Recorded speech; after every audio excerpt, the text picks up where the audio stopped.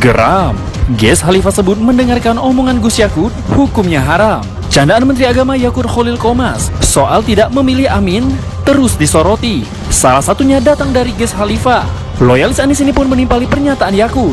Ia menyebut mendengarkan omongan Yakut, hukumnya haram. Pernyataan bid'ah memilih Amin yang disampaikan Menteri Agama, menurut Anda serius atau bercanda sih?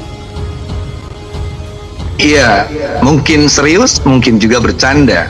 Serius karena memang dari awal kelihatan sekali Menteri Agama itu tidak terlalu menyukai munculnya pasangan Anies Baswedan dengan Gus Muhaimin. Karena ada pasangan presiden, saya tanya Amin. Tapi saya yang milih itu. Saya yang milih.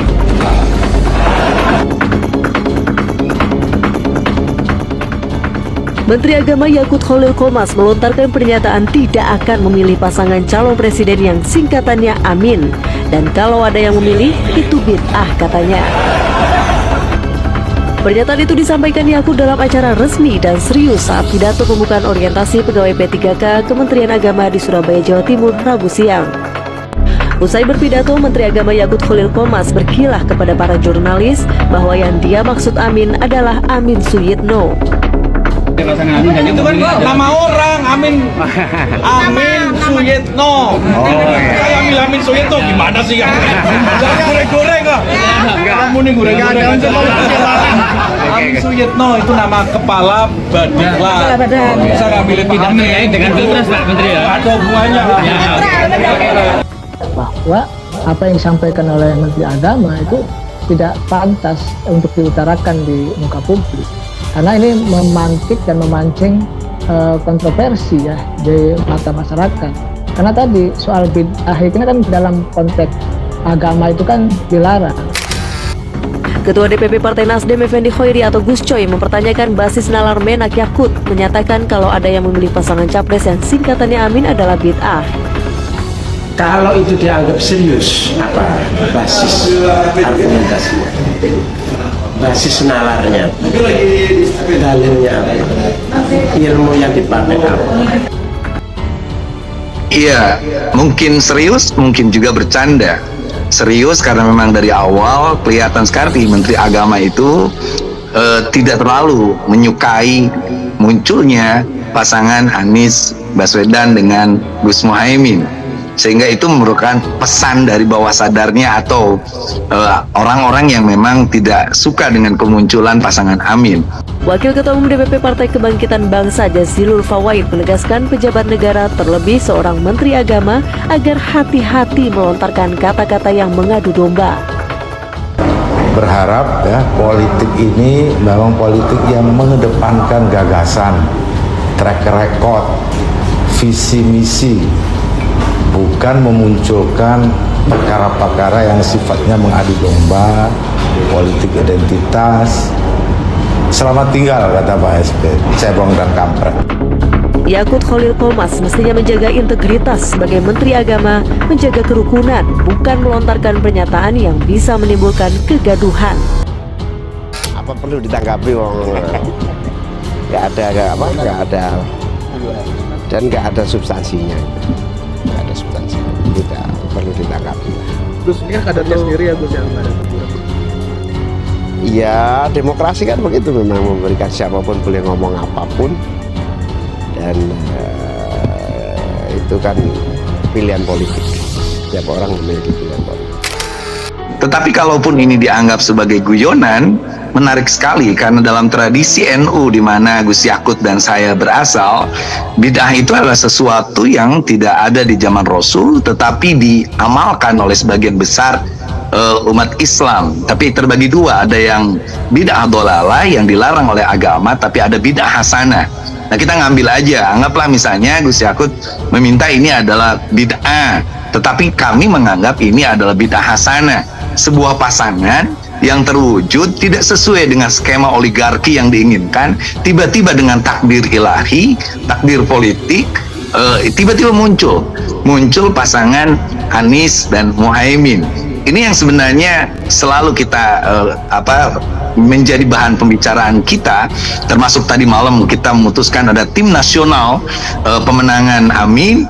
Kita ingin mengatakan bahwa kita harus bersifat positive thinking terhadap siapapun yang mengomentari Amin, dan kita terus untuk membuat basis kenapa pasangan Amin ini adalah pasangan yang perlu diaminkan untuk mensejahterakan, memakmurkan, dan memajukan Indonesia.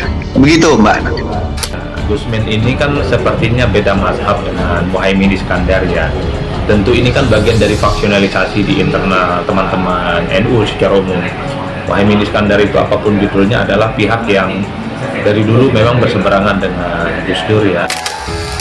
Kang, tapi pernyataan ini pantaskah dilontarkan dari seorang menteri? Sebagai Menteri Agama kan harusnya bisa menjaga kerukunan, bukan melontarkan pernyataan yang bisa menimbulkan kegaduhan.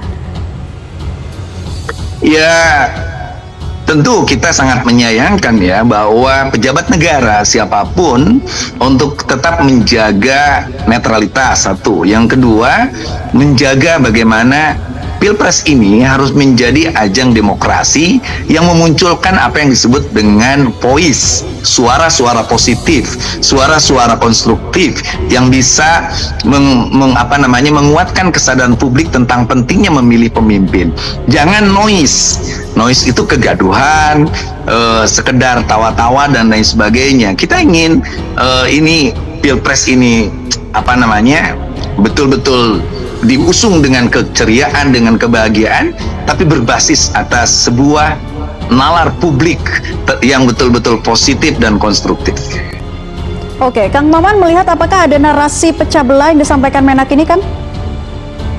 Ya, tentu kita melihat bahwa sekali lagi banyak orang yang terkejut ya dengan terwujudnya pasangan ini ketika abang kita, Bang Surya Paloh, tiba-tiba menikahkan Anies Baswedan dengan Gus Muhaimin. Ini menjadi sebuah goncangan bagi orang yang tidak menyangka bagaimana kekuatan dari Anies Baswedan bisa bersatu. Dan ini adalah sebuah tugas sejarah yang perlu kita ungkapkan, bahwa dua santri ini, santri anggaplah representasi kota dengan santri representasi tradisional, dua-duanya aktivis, dua-duanya memiliki rekam jejak yang bisa betul-betul mensejahterakan masyarakat, tiba-tiba terwujud. Ini merubah semua kalkulasi politik dan tentu membuat deg-degan juga orang yang selama ini tidak menginginkan itu. Makanya wajar aja kalau ada orang yang nyinyir, ada orang yang tidak percaya, ada orang yang mencoba untuk membuat perspektif ke publik bahwa saya tidak akan memilih. Dan kita serahkan saja publik yang akan menilai nanti sampai sejauh mana Amin ini, Anies Muhaimin ini betul-betul bisa mengamankan negara, bisa mengaminkan doa-doa masyarakat yang terzalimi, masyarakat yang dirampas hartanya di tanah-tanahnya seperti kasus di Rempang Batam dan lain sebagainya. Dan itu betul-betul sudah siap kita dengarkan. Dan pilihan politik adalah sesuatu yang biasa, tetapi jangan sampai itu dipakai untuk mempengaruhi orang dengan nalar yang sekedar noise, kegaduhan, bukan berdasarkan atas suara konstruktif. Seperti itu aja. Jangan sampai hal ini nantinya justru akan menjadi narasi pecah belah dan menjadi kegaduhan. Nah, kalau Kang Maman melihat apa sebenarnya melatar belakangi pernyataan itu? Menak dan Gus Imin ini kan sama-sama warga NU. Kenapa sih sampai ada pernyataan seperti itu? Iya, kalau di NU perbedaan adalah makanan sehari-hari. Tetapi perbedaan ini justru menguatkan kita. Jadi kalaupun ada saudara kita di NU misalnya mengomentari seperti Gus Yakut mengomentari Amin ini, ya kita anggap ini adalah bentuk dukungan secara tidak langsung bahwa ada yang tidak milih Amin tapi hanya beberapa orang, tetapi mayoritas orang yang menginginkan perubahan akan memilih Amin, Anies dengan Gus Muhaimin.